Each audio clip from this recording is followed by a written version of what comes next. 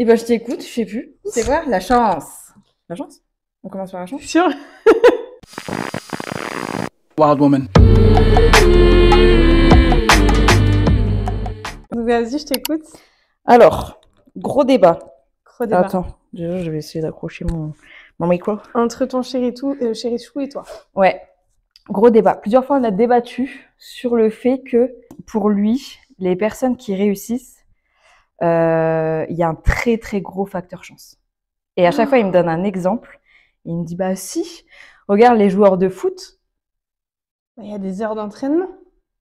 Non, mais c'est pour lui, il y a une question de chance dans le sens où il a été vu par un recruteur. Okay. Et donc, la chance, elle est venue que voilà, ce jour-là, il a été vu par le recruteur, il a été recruté. Okay. Et il me donne souvent son exemple à dire que lui, quand il faisait du rugby, il aurait pu aller à un truc de recrutement, je sais pas quoi, où il n'a pas été. Et voilà, il a manqué sa chance. C'est pas ça? Non, c'est juste que j'ai fait un truc de sélection et j'ai pas tapé dans l'œil des mecs, c'est tout. Donc, t'as pas eu de chance. Ouais. Ouais, est-ce que c'est peut-être que t'avais peut-être juste pas le niveau? Oui, aussi. Mais après, il y en a qui ont le niveau, mais qui n'ont pas la chance de croiser la personne qui va les faire monter. Il y en a qui ont le niveau et qui n'ont pas la chance de croiser la personne. Là où j'entends chance chez Kevin, moi j'interprète en synchronicité. Ça va être les synchronicités de la vie qui vont faire que quelque chose va naître en fait d'une rencontre, d'un instant. Ouais. Mais en pas soi, que. Il va intervenir. Sur les goûts, non, c'est pas la même chose. La chance, c'est pas la même chose. Synchronicité, c'est pas la même chose. Tu vas croiser quelqu'un qui dans ta vie qui va te faire. Mais pour lui, il ne croise pas cette personne par une histoire de synchronicité. C'est juste c'est une question de chance. Tout ce qui est synchronicité, le hasard n'existe pas. Alors moi, je ne crois pas. Moi, je ne crois pas au hasard. Pour moi, le hasard n'existe pas. Il n'y a justement que des synchronicités qui vont être vécues et créées en fait par notre propre vibration. La vie nous dira toujours oui. Elle va faire en sorte qu'on expérimente l'histoire qu'on se raconte. Donc, si je me raconte, je peux être le meilleur joueur du monde, mais par exemple, si je me raconte que de toute façon, c'est toujours les autres qui ont la chance et que moi, je suis toujours le dernier, même si je donne tout, et je suis jamais pris, je suis jamais vu, ça marchera comme ça. Je vais en faire l'expérience dans la matière. Ça, c'est mon système de croyance. Parce qu'après, il utilise aussi un autre terme, dans le sens où là, c'est une question pour moi aussi, c'est une question de synchronicité. Mais il évoque aussi le fait qu'il y ait des personnes qui naissent, pour lui, qui ont un don inné. Soit les chanteurs, que ce soit les chanteurs, machin. Donc, eux, ils naissent déjà avec un facteur chance supplémentaire. Là où lui, il dira don, moi, je dirais capacité, ouverture de capacité, parce que tout le monde est chanteur en soi. Toute personne qui va avoir le chakra de la gorge ouverte va savoir chanter. Kevin n'est pas chanteur. Mais parce qu'il n'a pas le chakra de la gorge ouverte. Ouvre ton chakra. Ouvre ton chakra, Kevin. Ouvre ton chakra. De faire un épisode comme ça, moi, je peux pas. J'ai déjà une capacité de concentration limitée. Alors là... Ouvre ton chakra. Le chakra de la concentration. Je crève. Non, oui, par contre, il y a des personnes, effectivement, qui ont des capacités prononcées ouvertes pour le chant, pour certains sports, qui vont avoir des facilités accrues. Et du coup, Mais après, il y a des personnes qui ont des facilités et qui n'en font rien. T'as des gens qui ont des compétences de fou, qui ont ce qu'on peut appeler communément des dons, même si pour moi, c'est des capacités. Il n'y a pas de dons. En soi, on est tous pourvus de dons, parce qu'en fait, le don, c'est quelque chose qui est donné par quelque chose de plus grand pour moi. Et c'est pour tout le monde. Donc, tout le monde a des dons, tu vois. Enfin bref, s'il y a vie, il y a don. Ok, tu me suis? Je suis. Ok. Je suis. Tiens, j'ai oublié de mettre de la crème sur les mains, regarde. Oui, il y en a qui en font rien. Et qu'il y en a, ils en font rien. Et il y en a qui n'ont pas forcément des capacités hyper ouvertes, mais qui vont en fait être dans l'action, se poser moins de questions, plus vivre leur vie plutôt que de la penser, et qui vont jouir d'une plus grande réussite. Et pourquoi il y a des personnes qui ont parce que dans ce que tu expliques, on a tous cette capacité, entre guillemets, artistique. Je reste dans le domaine artistique, que ce soit le chant, le machin. Sauf qu'il y a des personnes... comment je peux expliquer? J'ai adoré le... Non, mais tu dois bien chanter, à mon avis. Comment je dois expliquer? Mais c'est qu'il y en a, ils s'en rendent compte gamins, tu sais, des gamins, ils se mettent à chanter super bien. Ils ont les ouvertures nécessaires. Swan, il sait pas chanter non plus, hein. Il essaye, Oui. Piper. Mais Oui, voilà. ça donne pas pareil que quand on entendait le Justin Bieber gamin avec son micro, tu vois. C'est pas le même rendu. Non, mais faut voir la scène quand même, il a la tête dans le lave-vaisselle. Ouais. Donc c'est très drôle. Short pieds nus. Et encore, il a retiré ses crocs. Ses crocs c'est la maison des crocs fourrés. Ah oui, non, mais attends, parce que j'avais dévié par rapport à ça. T'avais dit, oui, par exemple, Swan, voilà. Mais alors, je sais pas, en soi, je ne peux pas forcément répondre à toutes les questions. Tu me demandes ça comme si j'étais... Ok. Pour moi, dans ma compréhension, il y a plusieurs chemins possibles. Il y a des personnes qui vont effectuer un travail acharné pour ouvrir ses capacités et du coup, y avoir accès. Et il y a des personnes qui vont naître avec ces capacités déjà ouvertes. Mais en soi, l'accessibilité à ces capacités est possible, tu vois, que ça soit du sensoriel ou extrasensoriel pour moi. Ouais, mais tu vois, par exemple, tous ceux qui font du théâtre, qui ont été à la même école de théâtre, qui ont tous cette volonté, cette volonté profonde de faire du cinéma. Je sais ce que tu vas me demander. En fait, c'est pas parce que tu veux quelque chose que c'est ta voix c'est ta voix. Par exemple, les personnes qui font du théâtre, elles veulent être actrices, ok, elles travaillent de ouf et ça vient jamais, d'accord. Moi, par exemple, c'était avec l'armée. J'ai toujours, j'ai grandi dans ce cadre-là. J'ai eu une expérience réserviste, mais moi, je voulais rentrer dans l'armée. Sauf qu'avec mes petits problèmes de junkie qui ont laissé quelques traces sur mon casier. J'ai fait des tests magnifiques, j'étais première partout et tout, machin. Impossible d'être prise dans les régiments que je voulais, impossible. Et pour moi, c'était ma voie, c'était ça. Depuis que j'étais toute petite, je collectionnais les avions de chasse. Le premier métier que je voulais faire, c'était pilote d'avion de chasse. Bon, après, j'ai eu des problèmes aux oreilles, donc je me suis rabattue sur autre chose. Mais c'était vraiment ça. Et pour moi, ma vie était ça. Et en fait, sur le coup, quand ça a pas marché, quand j'ai eu refus, et je me suis battue. Je suis battue.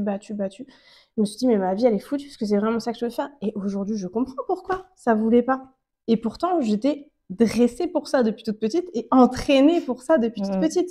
J'étais clairement faite dans ma structure, conditionnée pour ça. Mais ce n'était pas mon chemin, ce n'était pas ma voie, et aujourd'hui, on le comprend d'ailleurs.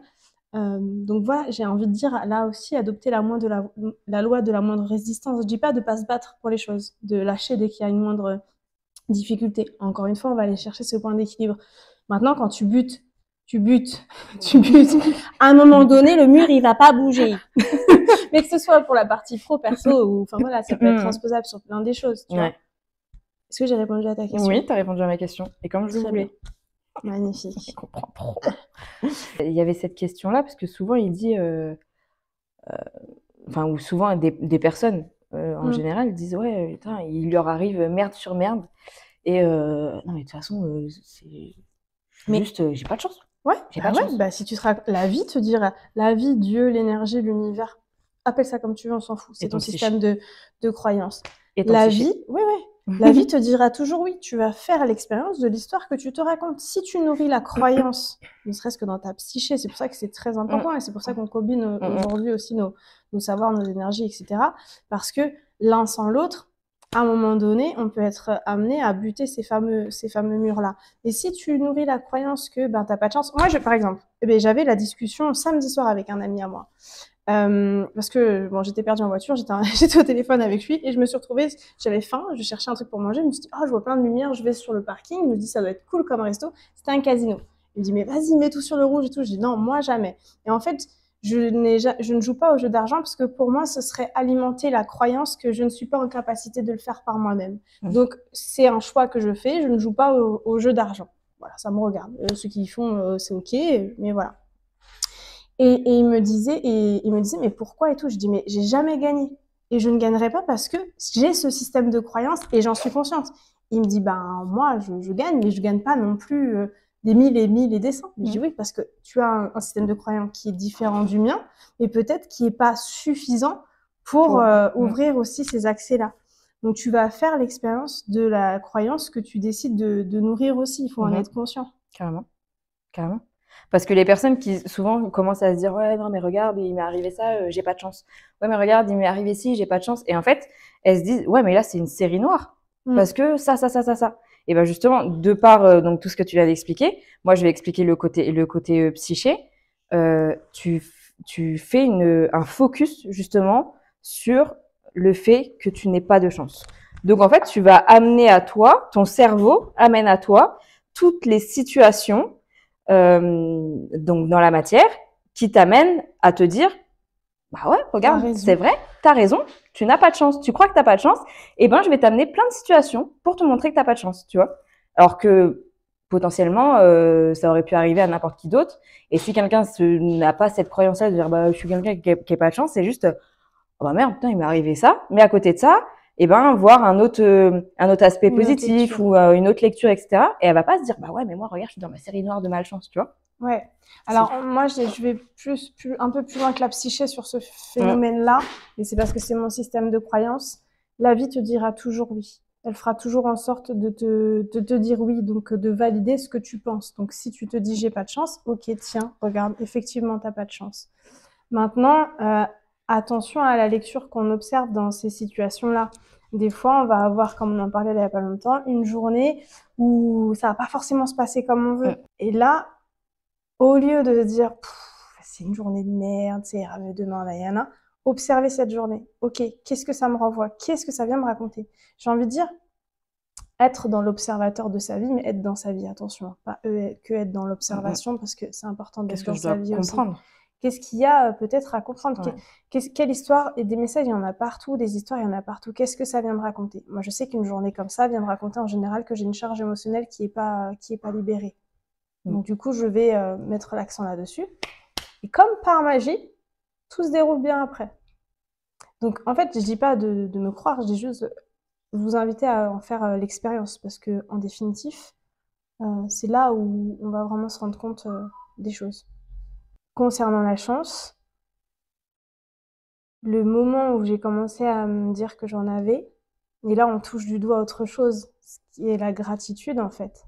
Tu vois, avant, j'étais le genre de personne qui me disait, alors je répétais souvent, c'est challengeant. C'était beaucoup dans mon langage. Je le dis encore, mais moins. Et du coup, j'avais plein de challenges dans ma vie. Bah ouais. Pareil, faites attention à ce que vous dites, parce que ça vient ancrer en fait des choses en vous. Et je me disais tout le temps, j'ai pas de chance. Moi, de toute façon, ma vie, c'est ah oui. Et je le dis encore très peu, mais je fais attention. Ma vie, c'est une série Netflix. Et effectivement, son écran, c'est pas pour rien. Donc, je fais attention maintenant, je le dis moins parce que voilà. Mais oui, mais la vie va te, ok, pas de souci, tiens, mais c'est vrai, t'as raison. En fait, tu as toujours raison. Donc, attention. Donc là, quand j'ai observé ça, je me suis dit, ok, je vais essayer de changer ce langage intérieur, je vais essayer de changer ce langage aussi verbal. Ça va pas du jour au lendemain, hein, parce que les habitudes dans la vie dure, et ça, je pense que tu pourras l'expliquer aussi. Mais du moment où j'ai commencé à mettre mes yeux sur des petites choses qui étaient cool, où je me disais, putain, j'ai quand même de la chance, genre, enfin, j'ai un toit, j'ai de l'eau chaude, c'est des petits trucs à la con même, tu vois, et après, ben, il fait beau, oh, j'ai de la chance, c'est les Pyrénées, on a de la chance d'habiter ici, enfin, on voit les Pyrénées, c'est génial. Du coup, j'ai commencé à faire l'expérience de chance, des choses qui sont venues à moi, où je me dis, mais waouh, des connexions, des trucs, enfin, c'est simple, c'est fluide, et c'est devenu plus, je rebondis là, mais c'est devenu plus facile pour toi.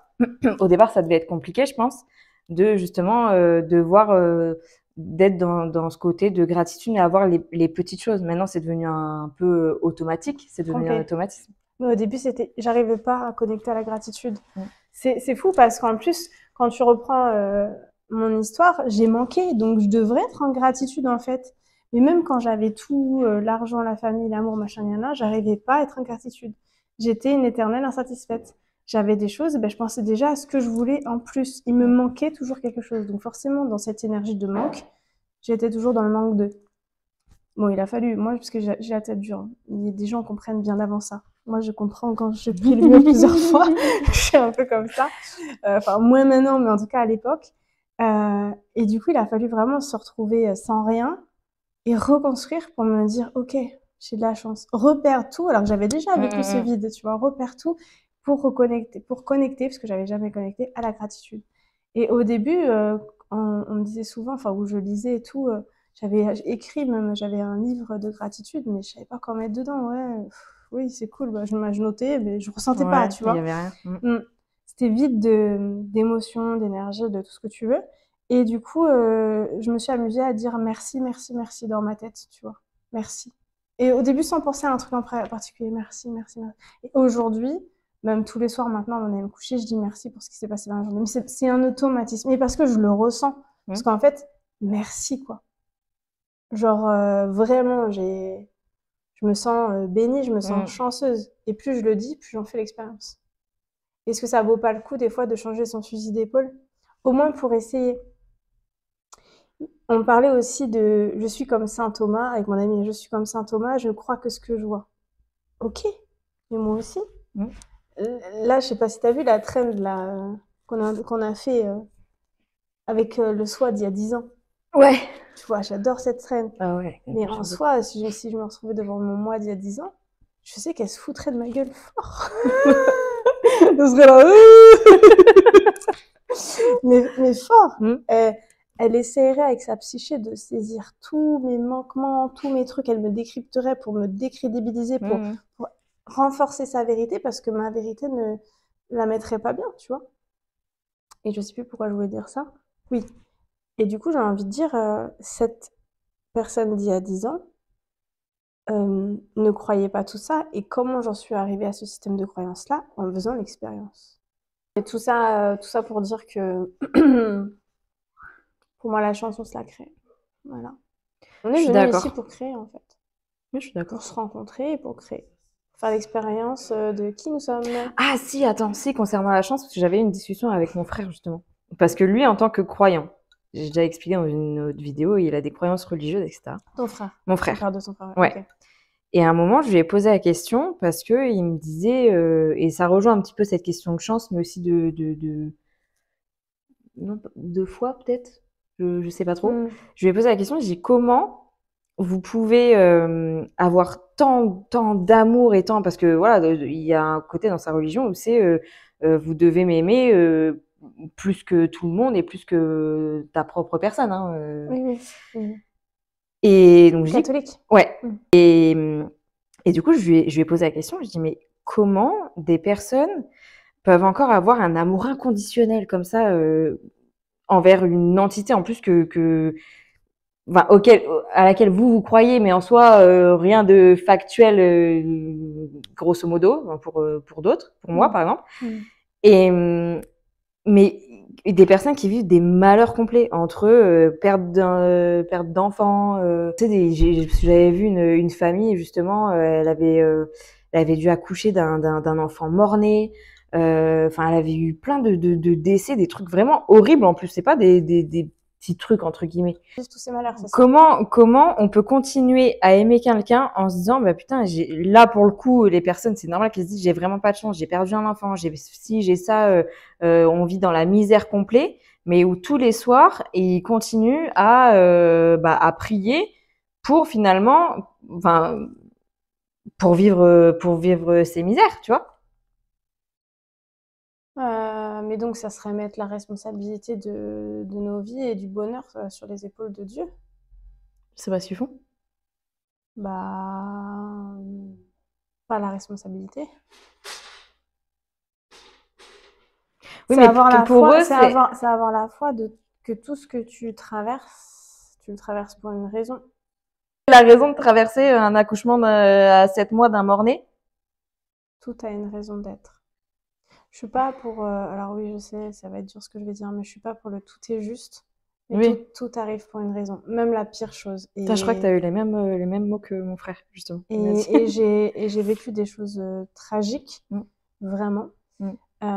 Et aujourd'hui, je dis pas que je les revivrai. Non, ça a été très dur. Mais aujourd'hui, je prends la mesure et la conscience de pourquoi j'ai été amenée à vivre ça. Alors, je dis pas que sur le moment, quand on perd quelqu'un, moi j'en ai des consultantes qui ont eu des enfants morts-nés ou des morts subies du nourrisson, c'est tragique, ou des enfants qui meurent en accident de voiture, ou j'en ai des frissons là, qui me parcourent le corps, c'est tragique. Et c'est difficile, tu peux pas l'entendre quand tu viens de perdre surtout ton enfant, tout arrive pour une raison. Mais non, pas du tout, c'est dramatique, effectivement. Mais encore une fois, ça vient toujours t'amener à faire une expérience de toi-même. On s'est incarné dans la matière pour faire l'expérience de nous-mêmes, dans un système de dualité. Tout est une pièce de monnaie avec deux facettes. la joie contient la tristesse, etc., etc.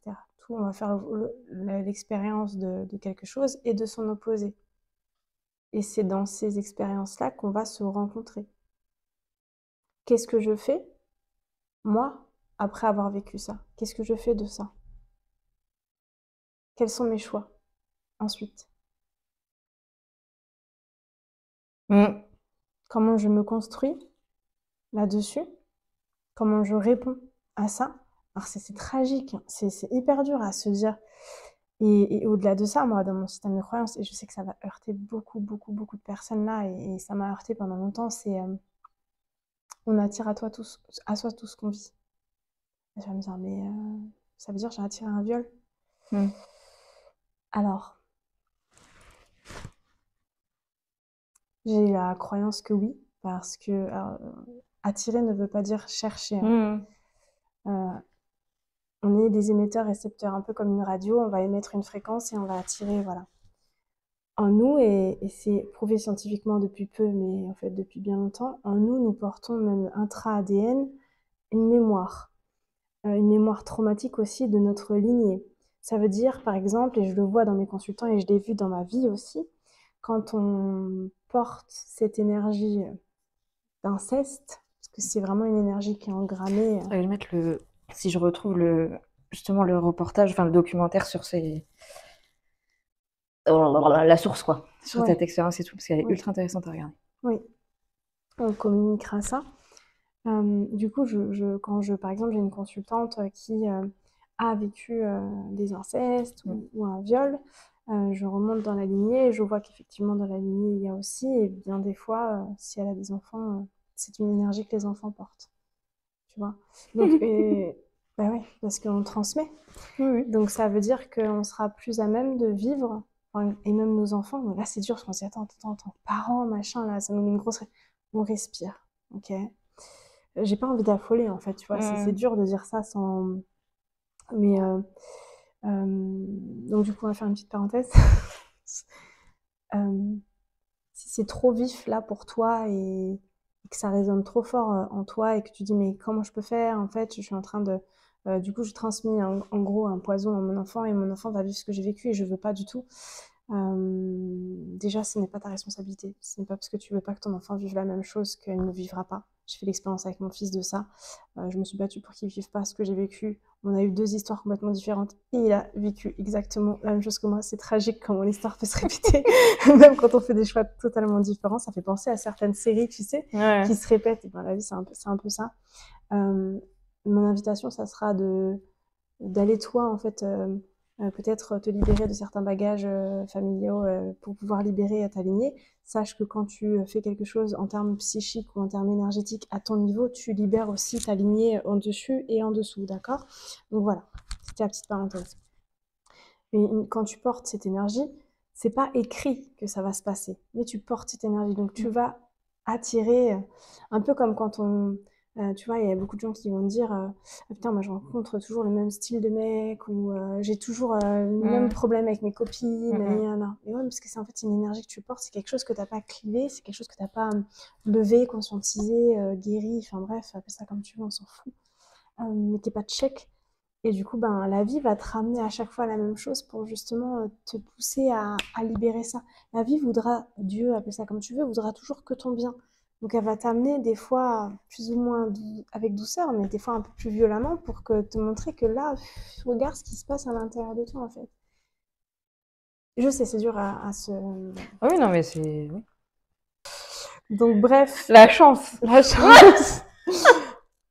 Donc voilà, donc là on n'est pas sur une histoire de j'ai pas de chance ou j'ai de la chance quand on vit des choses dramatiques comme ça. Ce n'est pas dépendant d'une force supérieure. C'est bien dépendant aussi de ce qu'on porte et ce qu'on a en soi et de l'histoire qu'on se raconte. Des mots qu'on se porte. Aussi tout ça. En fait, c'est tout ça, là, toute cette recette-là qui va faire le gâteau que vous allez manger au quotidien. Qu'est-ce que je pense? Qu'est-ce que je dis? Quelle décision je prends? Et bah, après, là, il y a toute l'énergie et qu'est-ce que je porte en fait comme énergie et qu'est-ce qu'on m'a légué aussi. Donc, on a la chance aujourd'hui d'être dans une ère où il y a beaucoup de choses qui sont mises en lumière. On a les outils, bordel. les années 80, tout ça, là, nos parents, nos arrière-grands-parents, ils savaient pas tous les outils. Là, c'est vraiment notre responsabilité de continuer à marcher avec tout ça. Si tu ne veux pas voir, c'est ton problème. C'est dur ce que je dis, je sais, mais c'est réel. C'est réel. Pourquoi on n'est pas avec un petit manuel là d'utilisation? C'est fou, toutes les machines à café et tout sont livrées avec un manuel d'utilisation en cas de panne, en cas de machin. Alors, je serais capable de pas lire la notice. Je suis anti-notice. Donc, même pour moi, je crois que je serais capable de pas le lire. Alors que moi, c'est le premier truc que je lis. Donc, on voit les deux salles d'ambiance. Donc, voilà pour la chance. Ouais, beau sujet.